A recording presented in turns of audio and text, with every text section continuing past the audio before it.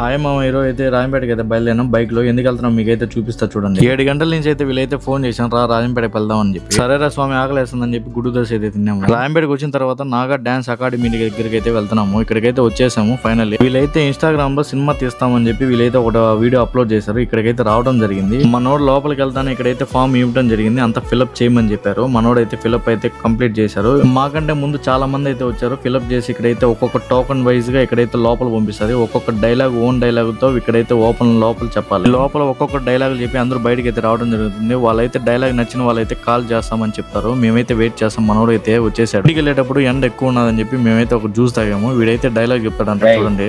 ఇది రాయలసీమ, గుడ్డు తెగిన పసివాడు కూడా తొడగొట్టి నిలబడి కత్తి పట్టిన సీమ. అలాంటిది నా సీమకే వచ్చి నా ముందే మీసం మెలేస్తావా?